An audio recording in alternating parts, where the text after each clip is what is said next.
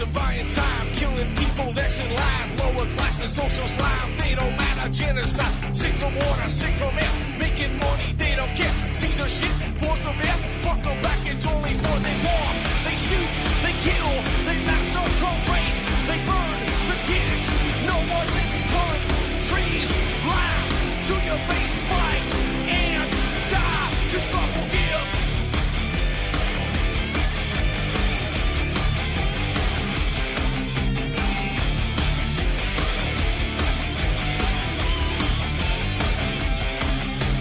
Selling lies and buying time, killing people next in line. Lower classes, social slime, they don't matter. Genocide, sick from water, sick from air. Making money, they don't care. See the shit, force of air. Fuck them back, that's only fair. They bomb, they shoot, they kill, they massacre, rape. They burn the kids, no one leaves countries. Lie to your face, fight and die, 'cause God forgives. Yeah. Coming back around again.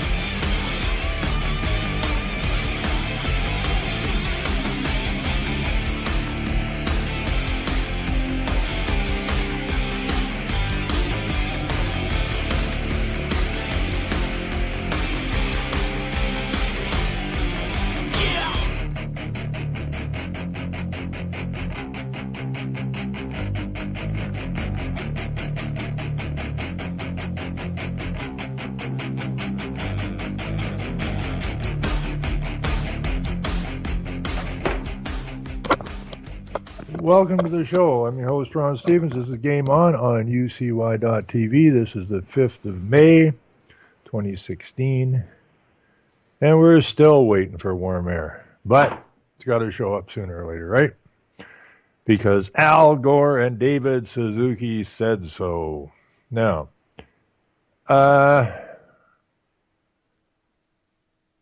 we had a bit of a fire here in Canada last few days, up in Fort McMurray, and I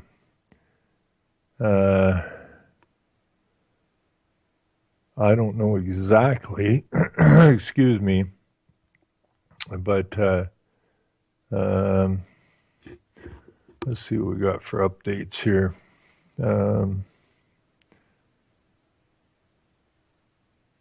I don't know how this fire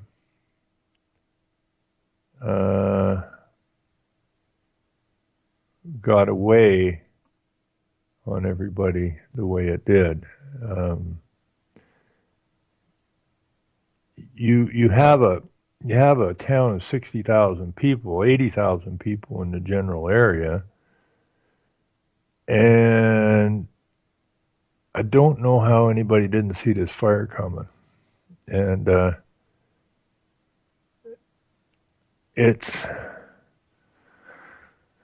let's see what it says here. Supercharged by winds of up to 70 kilometers an hour, the Fort McMurray wildfire ballooned from 10,000 hectares to 85,000 hectares overnight and is now raging across the wide front south of the city.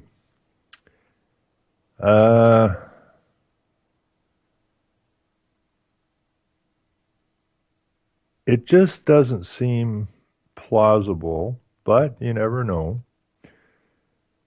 I do know that the new premier of Alberta is an NDPer which is kind of weird that an NDPer would get in Alberta, considering NDP's against all fossil fuels, and Alberta lives off of fossil fuels, so it seems kind of odd that NDP got in, but also seems kind of strange that a Muslim is the mayor of Calgary, city of about 1 million people. Now, when I was out there, I think it was around 600,000 people. It's a long time ago. But the thought of a Muslim being the mayor of Calgary, that still boggles my mind. So we got a Muslim as the mayor of Calgary, and we got an NDP as the premier of the province. And this fire somehow gets started and gets out of hand and messes up the town that was built on the oil sands, or for the oil sands, for the extraction of the oil sands. And it seems they were just a tad tardy getting the equipment and stuff in there. So I don't know really. Uh, it kind of smells. It smells a lot more than just a fire. And I can't say one way or the other yet. I haven't had enough time to really take a hard look at this thing.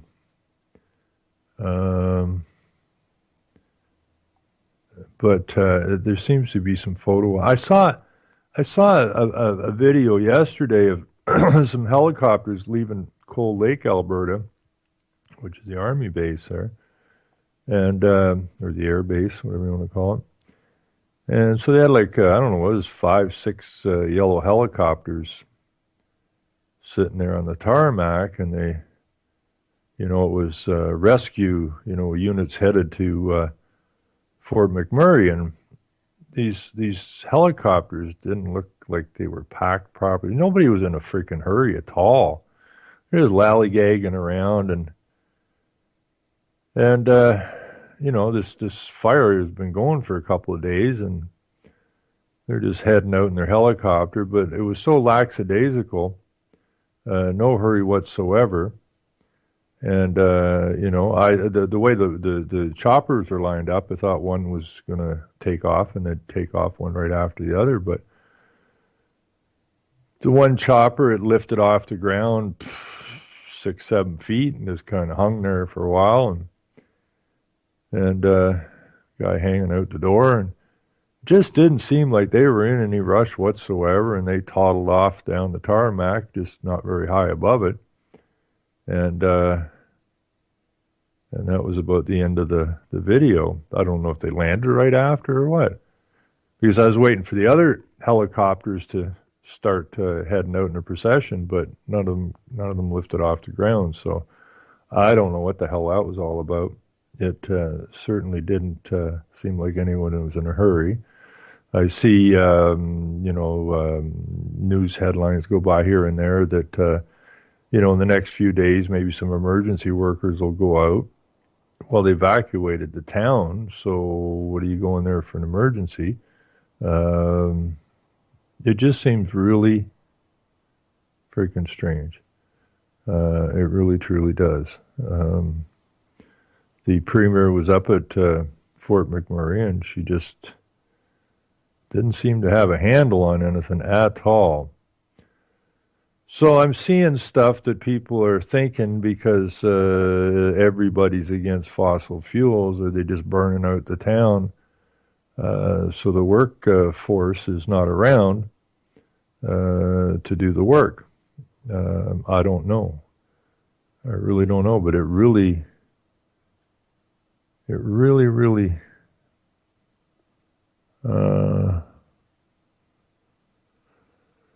Fort McMurray disaster could add up to $9 billion in insurance claims if fire gets worse. They lost, like, I think it was 1,600 houses or something there so far.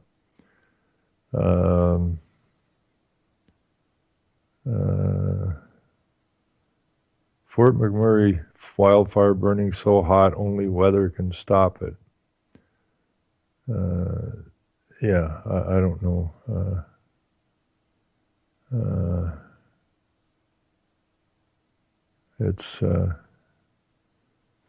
It's kind of strange, but we'll find out.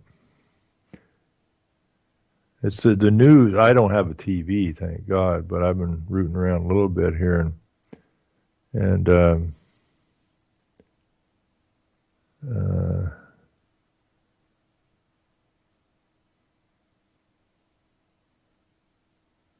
let me see what it's got to say in here.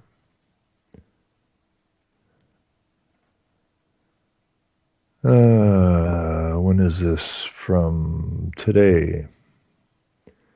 Today in the morning. Fire officials in Alberta do not yet know what started a massive wildfire that chased the entire population of Fort McMurray, but they now know that the only force that can stop it will be a significant change in the weather. The main fire now south of the city is expected to continue to burn out of control today and perhaps for many days to come. More than 100 firefighters and 10 helicopters and 16 air tankers are fighting the wildfire with more resources on the way. I think this fire started when, on the 3rd? In addition to the firefighters battling the blaze in the boreal forest, more than 200 firefighters and 25 fire trucks are in the city itself protecting homes and buildings. But in tender dry conditions and with winds constantly shifting, all that manpower alone cannot stop the inferno, said Senior Wildlife Manager Chad Morrison. Let me be clear, air tankers are not going to stop this fire, Morrison said. This is an extreme fire event. It's going to continue to push through these dry conditions until we actually get some significant rain to help us. I expect this fire to continue to grow over the next number of days. We have some, let's see, the temperatures forecast to be much lower today, about around 16 degrees centigrade, but winds are expected to blow from the northeast at about 40, which isn't that god-awful windy. We expect the fire to continue to grow in the southwest corner, but now it's mainly going away from the community. Portions of the city remain at risk, but it's not clear how grave the risk currently is. Yesterday we had air tankers actually water bombing residential neighborhoods. Premier Rachel Notley said at a news conference, protect homes in thickwood neighborhoods north of Athabasca River. Water and retardant was dropped from the air Wednesday. Lightning was coming from the smoke clouds. Now this is interesting. Let's see. Maybe somebody knows more about this than I do as far as what goes on in a big fire like this. Another major task on Thursday will be to move up to 25,000 people now sheltered in oil sands work camps north of the city. The province hopes to transport many of those people who fled Fort McMurray 2 days ago by aircraft to Edmonton later today.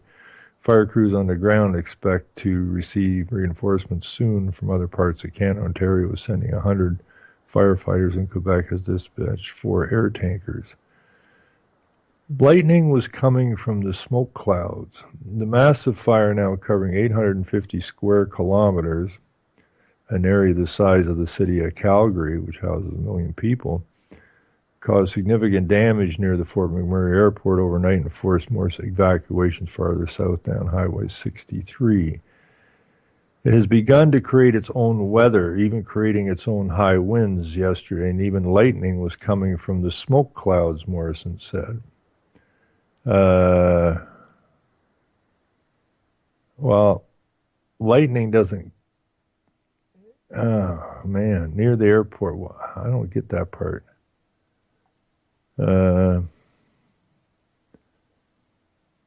Lightning was coming from the smoke clouds. In dry weather, in hot, dry weather, no clouds, and very dry, no humidity. So I don't know how you get lightning coming from smoke clouds. I'll have to look that up.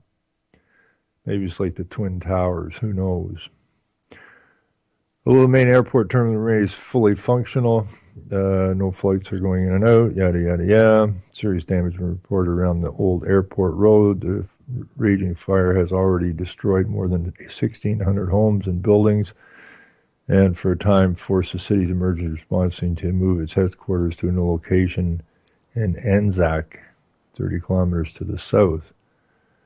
Within hours, however, with the fire bearing down, Anzac was evacuated. Many evacuees forced from their Fort McMurray homes earlier in the week were on the move again. 3 communities, including an evacuation center, were ordered cleared late Wednesday as changing weather patterns pushed the wildfire their way.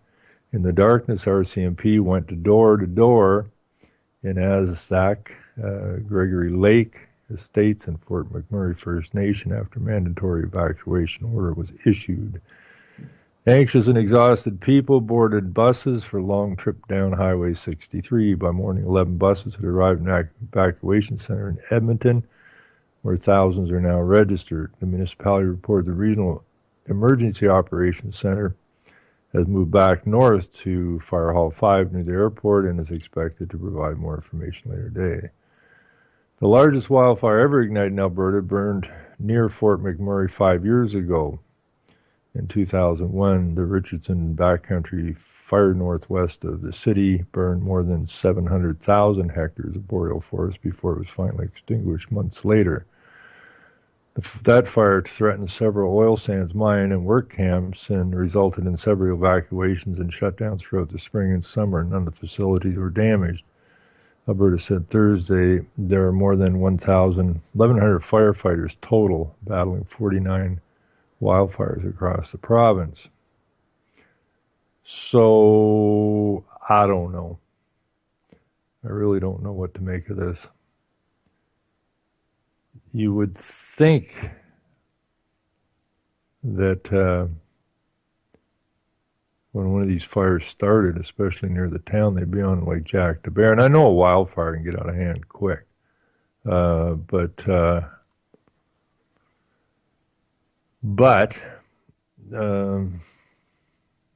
I just don't know about this at all.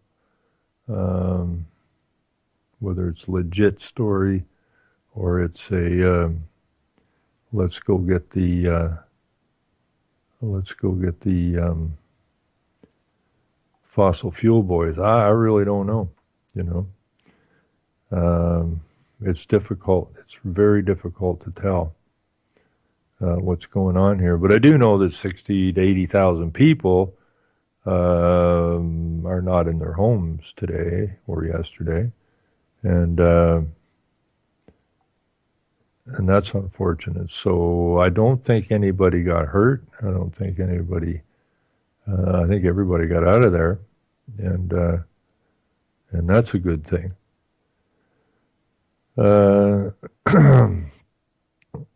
So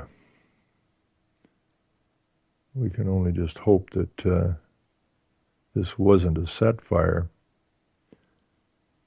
But how can you trust these people anymore? Our so-called elected officials are obviously not trustworthy. And have never really been trustworthy. And they're moving ahead quickly with their agendas, which have nothing good to do with us. It's got nothing good to do with us. Everything that they're doing now is moving along with the big takedown. They're moving along as quickly as they can now with the light rapid transit, which really bothers me more than probably anything else.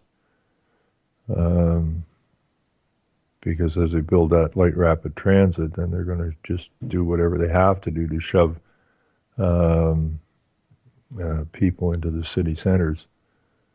And that's not going to be a very good thing. Anyways, I kind of got, what really bothers me more than anything else, all of this stuff that's going on seems to has something to do with the environment, right? I had a story up earlier and I've seemingly lost it since.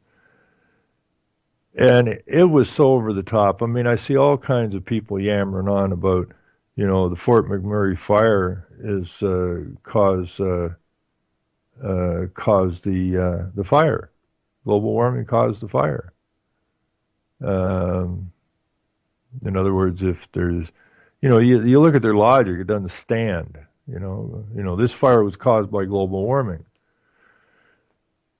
Well, it might have been started by some environmental nutcases, but to say it was the fire started because of man-caused global warming is, I don't even know how anybody would bring that out of their mouths. That's to say that there was never any other forest fires. Before we started warming the planet, there was no forest fires. It makes freaking no sense whatsoever. But there are lots of people out there blaming blaming the fire uh, on people. Now, like I said, it could have been started by people, but it wasn't global warming that started the fire. Now, is this the story I was looking at?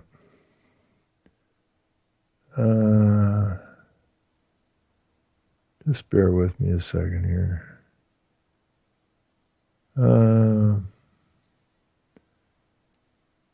Maybe not. Let me just see if I can find this here.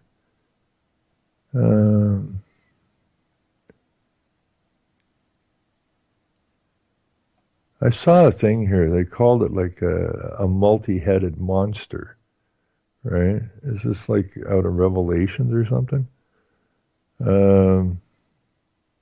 This isn't the story, I don't think.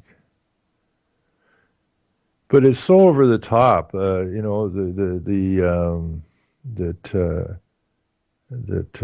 Mother Nature is going to take back nature, whether we like it or not, kind of stories, right?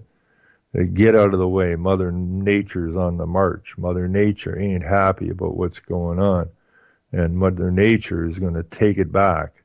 And man, or humans, as they like to call us, can't stand in the way of what Mother Nature wants. And you go, holy crap, people. There was a fire, and that's what it was. And these stories are getting way, way out of hand. So I don't know if somebody's trying to make money on the oil market, or this is just another move towards we can't do fossil fuels, or what the actual scoop on this thing is. It's very, very difficult to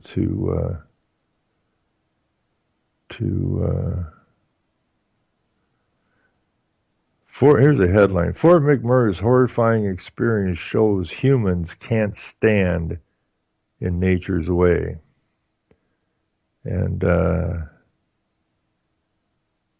sure there's people down in the United States during this fire going, Bernie, Bernie, Bernie, right?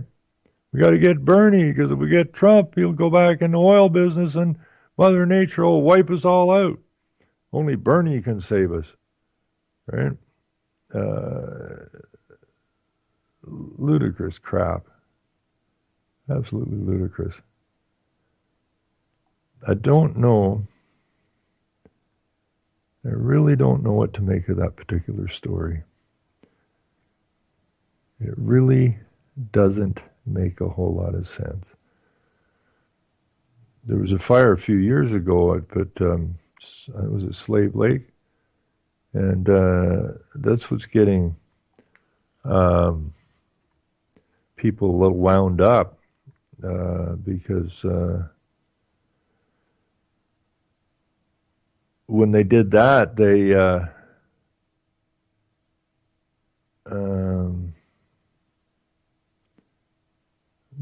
police were in there kicking doors down and that. Looking for guns and stuff. So they thought that Slave Lake one was a hit as well. Who knows? I mean, we do have fires. Some are bigger than others. But, we'll have to see. Now, here's a story that kind of bothers me, because it goes the same thing for all these societies, right?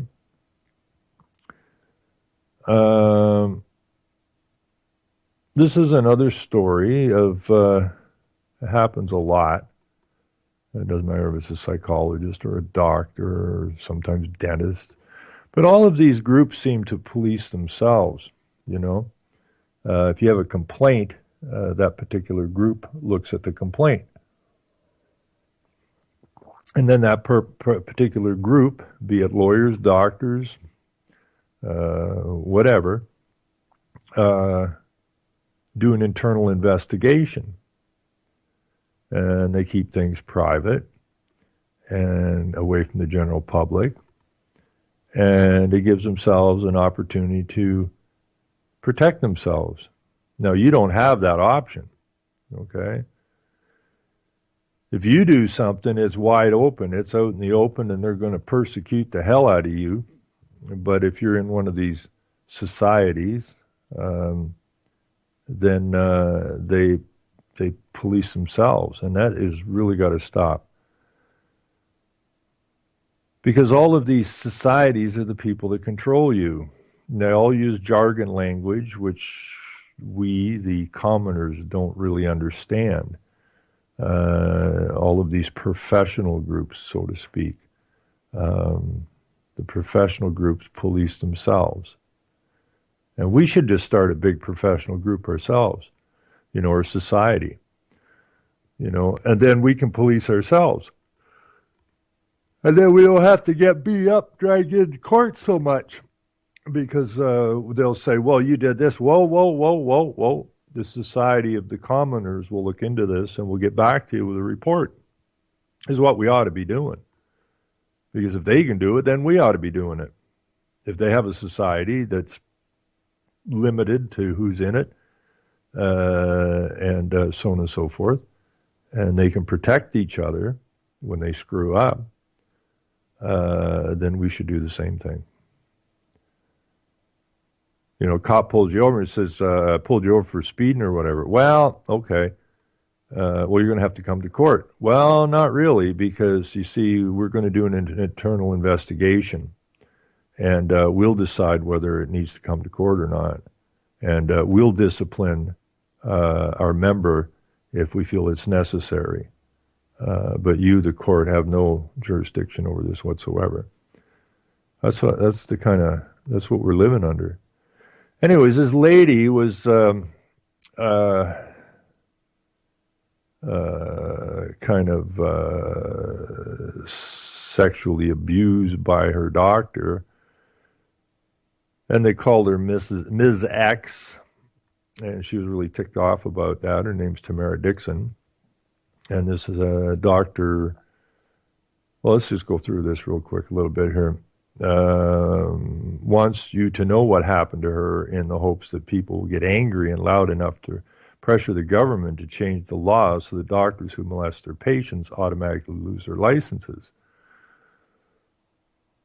And, and the politicians protect each other as well, don't they? But until now, she's the only known by a single letter, Ms. X. And one of 4 female patients who were the focus of Dr. Javad Pirovi's recent discipline hearing at the College of Physicians and Surgeons.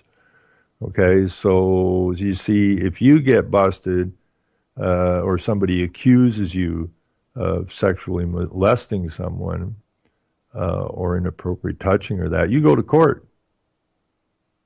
But when the doctor does it, he goes to a discipline hearing. He doesn't go to court. He goes to a discipline hearing at the College of Physicians and Surgeons. And they'll go, hey, Javad, what the hell are you doing? How many times we told you not to do this?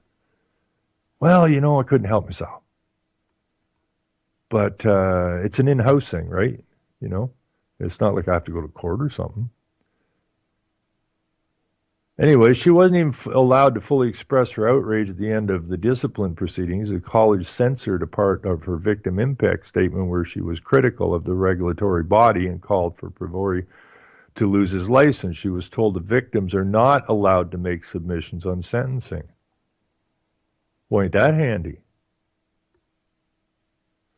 The Toronto doctor was found guilty last year of sexually abusing 4 women and given a 6-month suspension last week. Okay, so he was given a suspension, but a 6-month suspension. This makes it real, told the Star in an interview this week shortly before. Was found guilty last year, but he would have been found guilty by the College of Physicians and Surgeons, not the court, as far as I know. I don't think this guy ever went to court.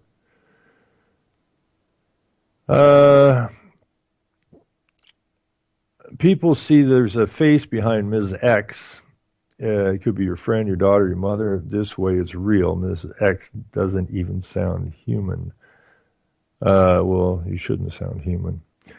She's furious, particularly given the fact that nearly every other form of sexual abuse leads to the mandatory revocation of a doctor's license, a loophole in the legislation for which the government has no clear timeline to address. It diminishes the importance of what happened to me, she said. Yada, yada, yada, yada. So a four-member, so there's at least four women who have come forward, but a four-member panel of the college's discipline committee concluded last week that Pervoy, I guess, is at low risk to reoffend and would be capable of practicing with counseling and training. He must also have a female chaperone while treating female patients. The panel was chaired by former President Dr. Mark Gable, who has also included Doctors John Watson, Robert Shepard, and community member Diane Doherty.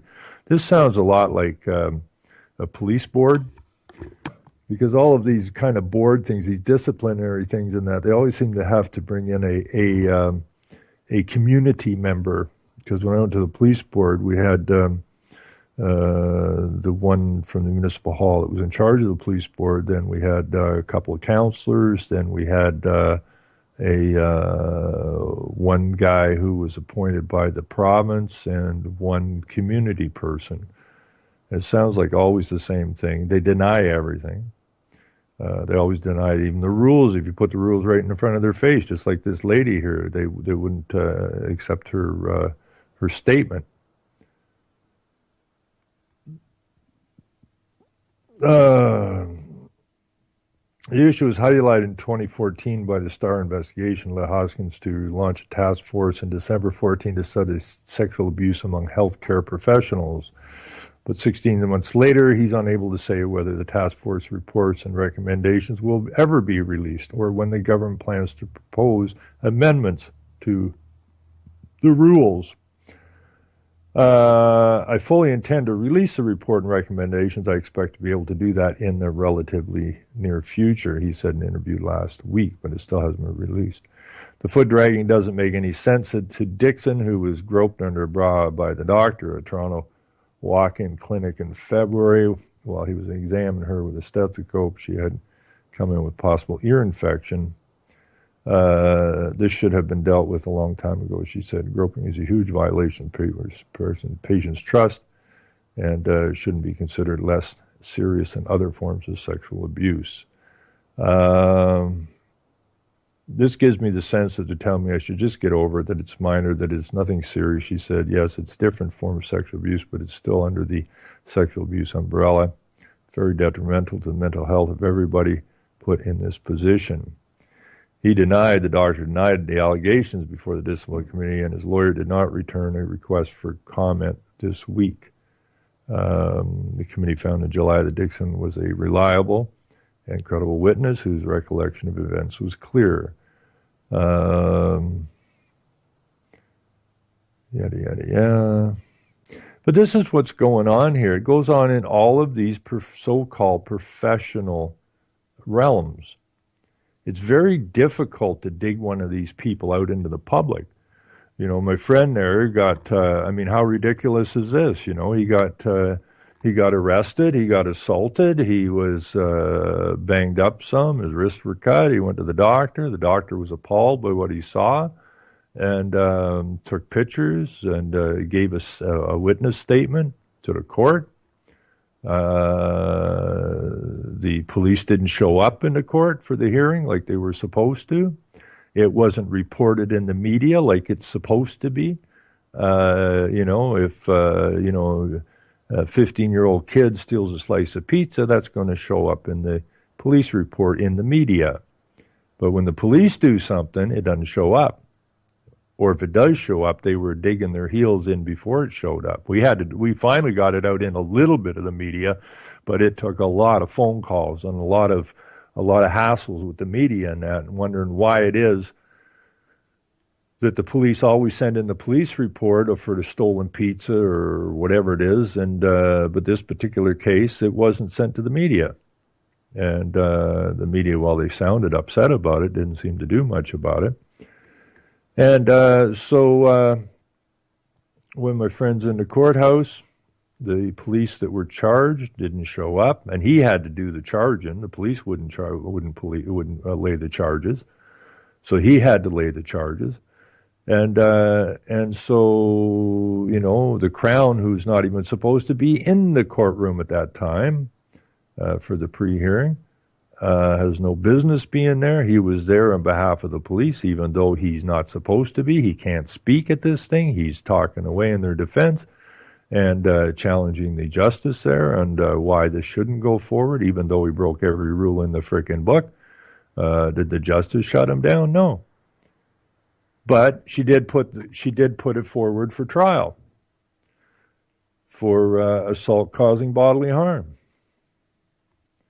And when they went back the next time, the Crown just stands up and says, you know, Your Honor, I don't feel that this has a probable chance of conviction. Therefore, we're not going to move forward with the case, even though he's not the one that brought forward the case. So we have all of these groups of people who you pay, by the way. They can't get a paycheck without you paying them. And they seem to have a separate set of rules for them. You know, you go to put a complaint in against the police, they'll say, well, okay, this is the complaints department. And you say, okay, I put a complaint into you. And then what happens? Well, then we send it to the police chief. And then what happens? Well, then the police chief decides whether or not it has any merit. And I said, so why would anybody fill out a complaint to you people? Because none of these complaints departments have any teeth. So I fill out a complaint about a cop, it goes to the police, and they decide whether they want to do anything about it. Well, of course they don't. If I have a complaint about a doctor, same thing, it goes to the doctors. They decide whether they want to move forward with it.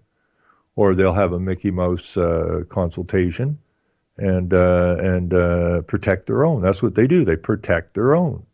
The lawyers protect. You got a complaint against a lawyer. Well, fill out a complaint form and we'll look at it. Well, what happens then? Well, we may, have a discussion or whatever, but you ain't going to be involved in it. And it's just another protect their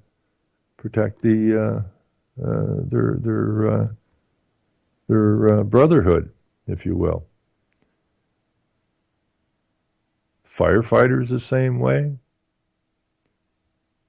I think the accountants are the same way.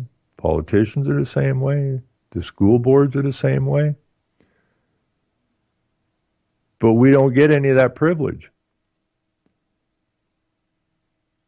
We're not protecting ourselves, I think, is what I'm saying. We need to start a society with the same basic setup as the police and or the lawyers and or the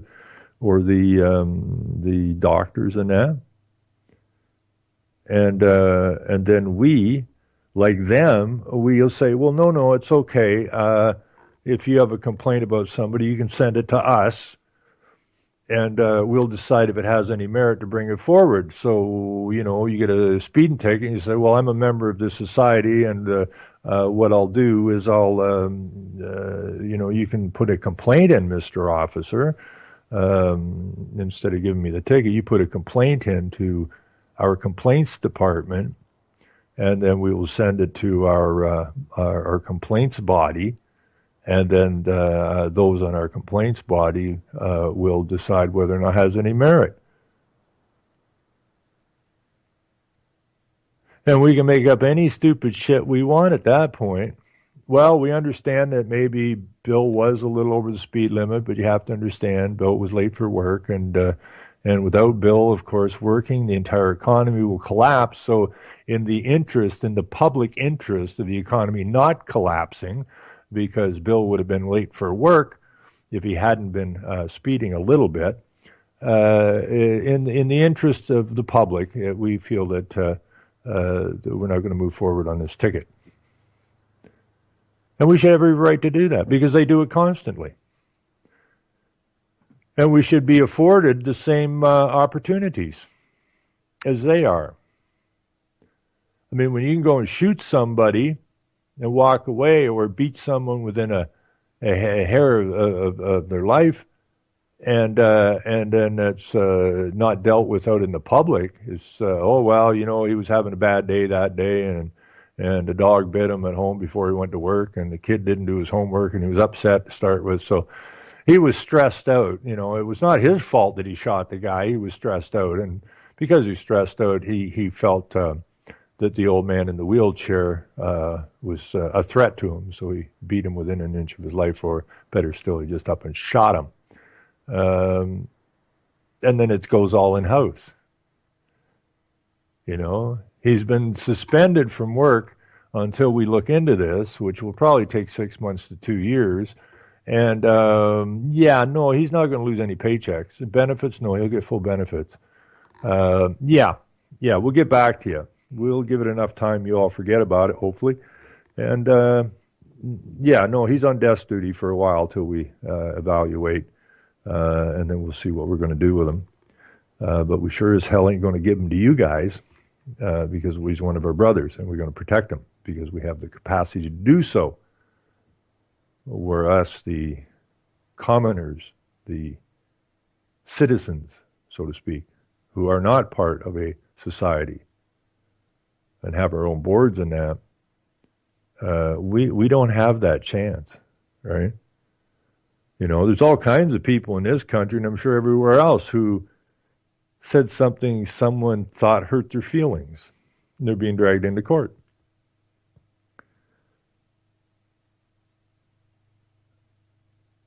I'm going to start a society. Screw it. We need our own society. And said, sorry, can't accept the ticket. Send it to the society. You got to complain about my driving. Send it to our society, brothers, right? And they'll deal with it. Okay? And we'll let you know how it turns out. Okay? No, we can't come to court because if we come to court, we're losing our paychecks. And you guys, when you do something really stupid, you get all benefits and your paycheck in full. So we really haven't done anything really stupid. And therefore, you have no authority or right to take anything out of my pocket or make me go to your silly little court where I'm losing my wages for the time. And besides that, if you give me a ticket, I'll be all stressed out. And we can't have that, can we? All right? So maybe we just need to play their game the same way as they play their game and see how they like it. Because if anybody's ever tried to crack their veil of protection, it finds out pretty quick. They will do everything in their power to protect their members. And they got us floating around there, and we're not protecting each other. And that's really unfortunate. So we'll just take a page out of their book and run with their game maybe, and see how that works out for us. Maybe that's the way to do it. Anyways, there is. Let's see what else we got here.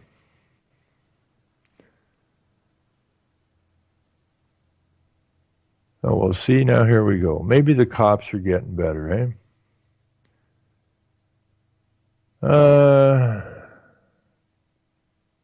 From Hong Kong, KFC, I think that's Kentucky Fried Chicken, creates an edible fried chicken flavored nail polish. That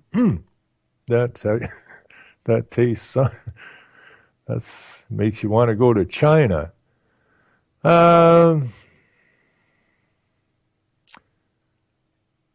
Let me see here. Oh, and I saw something. Um,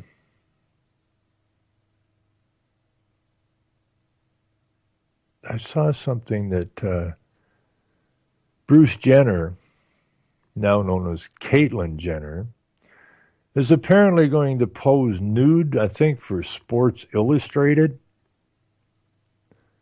I saw that go by the other day or the last couple of days. So Bruce Jenner becomes, I think it was, what is it, Woman of the Year or something in one of the magazines. And now Brucey is going to pose nude, apparently, for Sports Illustrated or something. Now, you don't want to miss that, right? And I'm sure all the transgenders will be hanging out in the washroom there, just having a good old time, having a good old gander there at Bruce. And I'm sure that all of those people who are depressed and don't feel like the world's working for them and that will be inspired by Bruce to follow suit. Right. Raccoon, New York region cops well, look at this. The cops don't want to shoot nothing anymore, unless you're hopefully a mentally disabled man or woman. Then it's a different ballgame. York Region puts out word that cops have had it. The cops have absolutely had it with shooting critters. Unless it's your dog or your cat, they might feel, if you got an uppity cat, they may feel threatened for that. But police say they will no longer respond to calls about sick or injured raccoons and skunks, citing concerns about wasted time and risk to bystanders. Residents of York Region will have to fend for themselves, says the police, against hordes no less, hordes. You got that? Hordes of skunks and raccoons, and now that the local police have said they will stop shooting injured or sick wild animals. The practice was such a drain on resources, the York Police Board decided to stop responding to animal complaints except those related to vehicle collisions as of September 1st. York Regional Police put down 80 animals last year, up from 29 in 2014, because they were injured, diseased, or posed a risk to public safety, the police board said. Well, wait a minute here. So you may have a rabid skunk or a hurt raccoon who can get damn dangerous, by the way. Any animal that's just injured can be of a danger. But the public, they put it right out here, right? Or posed a risk to public safety, the police board said, or they were injured. So the police are not going to put an injured animal out of his misery. If it's diseased, they obviously don't want anything to do with it. And if it poses a risk to public safety, well, tough luck, says the police board. The significant increase is primarily due to the rise in distemper cases in raccoons. Constable Andy Patidon told the Star. The York Regional Police Services Board explained the policy change in a letter to the region's municipalities last week. Police firearms are not meant to be used as primary tools for wildlife management, they wrote. In addition to being an inefficient use of police resources, the routine use of armed police officers to dispatch sick or injured animals may give rise to officer and public safety concerns. A rise to officer and public safety concerns.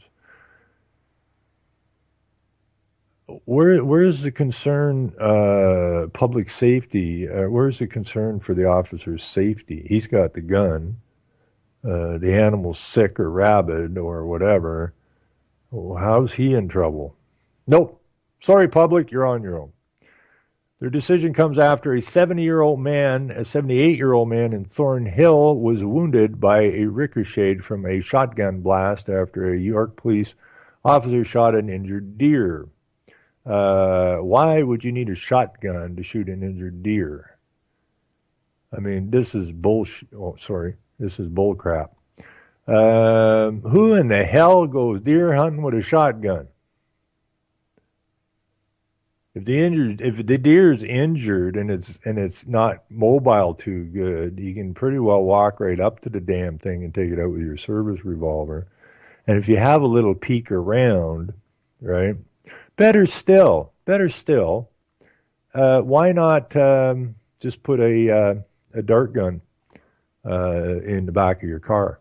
Wouldn't that be just so damned easy? Huh?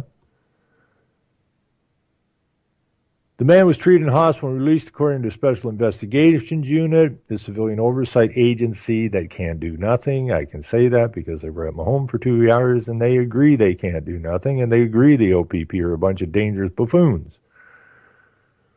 that investigates criminal charges against police. The SIU is still looking into the November 9th incident because they ain't got nothing better to do. Before killing a sick or wounded animal, York police would call wildlife control centers to make sure there was no alternative. We would try to get the animal to as safe a place as possible to dispatch it, he said. Skunks were often a challenge. You're not going to kindly escort the skunk, which may spray you to a safe area, he explained. So often you usually wait for the animal to move. Once a pair of York police officers conducted a 2-hour skunk stakeout. Huh? Oh, man.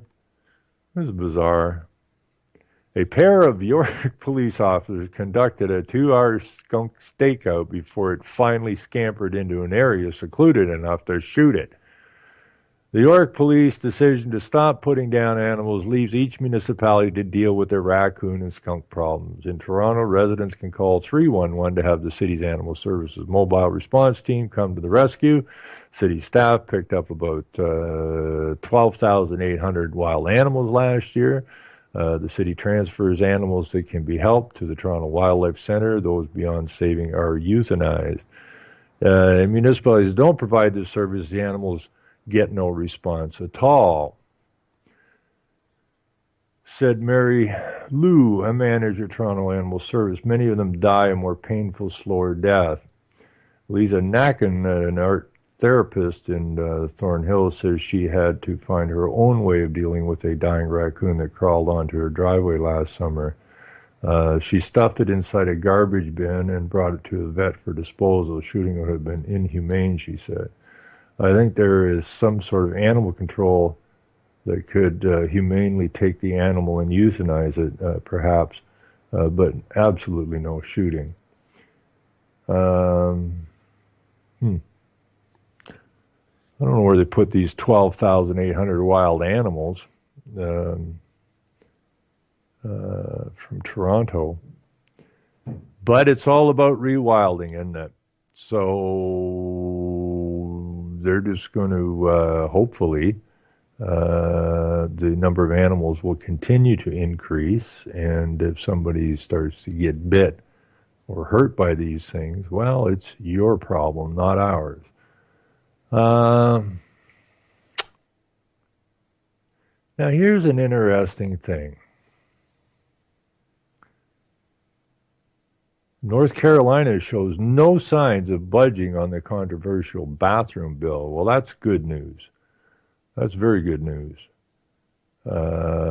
Meanwhile, the mayors and everything in North Carolina are still implementing the UN agenda, but at least, or this is just bringing attention to the problem so that everybody can jump on North Carolina until North Carolina eventually bows down, which just keeps his stupid story in the paper longer. Probably that's, I hope North Carolina is doing what they're doing because they're sick and tired of it. Let's go find out. Let's go find out. Shame. They got a big shame. The ACLU, Governor McCrory will see you in court, says the pitcher. Hate Bill 2. My faith doesn't discriminate. And you have somebody holding up a big Memorial Baptist Church sign here. Now, obviously, none of these people ever read the Bible, but if you go back, and God, I wish I could dig them documents. I have them somewhere. It's like 18 or 20 some pages that very descriptively describes how the churches were convinced in the 60s, somewhere around 62, to start implementing the globalist agenda through the churches. That's why the churches slowly started to accept gays into the church and that, which they wouldn't do before. And then all of a sudden, slowly, and now, since 62 up till 2016, we've now made it all the way up to gay pride parades that the churches involve themselves in. And now we're into the transgender bathrooms, and here we have My Faith Doesn't Discriminate and the Pullen Memorial Baptist Church. Yep, we're going to get this guy, this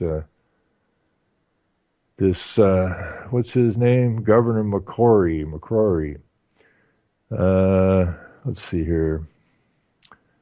North Carolina's Republican leaders are showing no signs of backing down from their new bathroom rules, despite U.S. Justice Department's declaration that they violate federal civil rights laws and could cost the state dearly in lost education funding. Well, that's fine. You don't want your kids educated in the public school system, so that's a plus.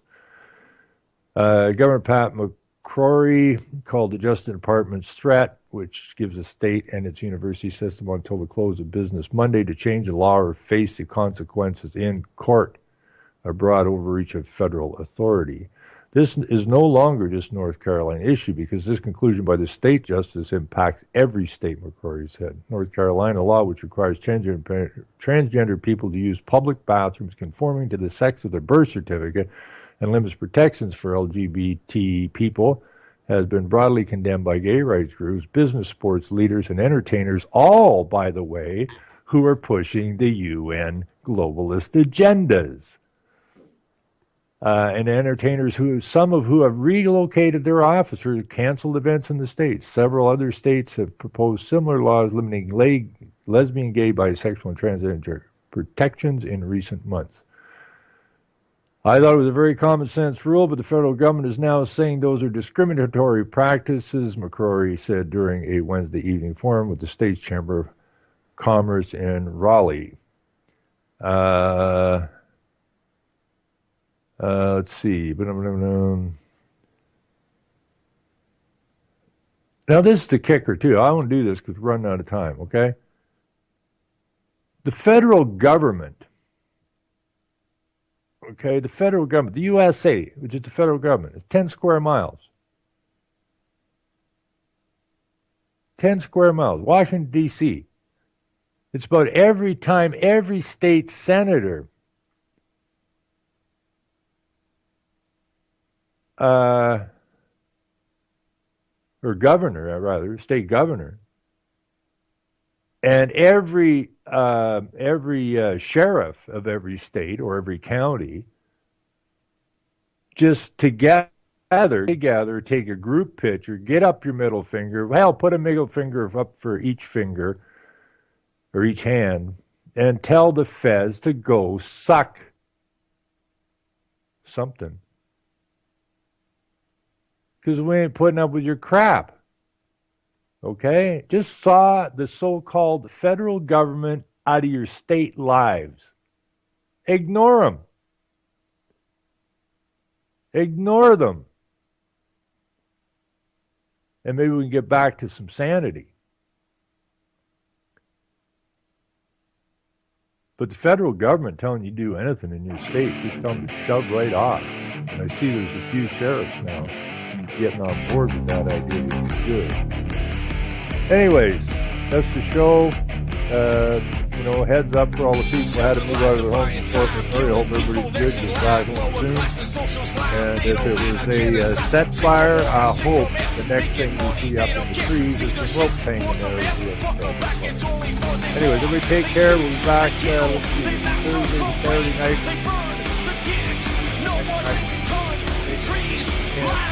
To your face, fight and die.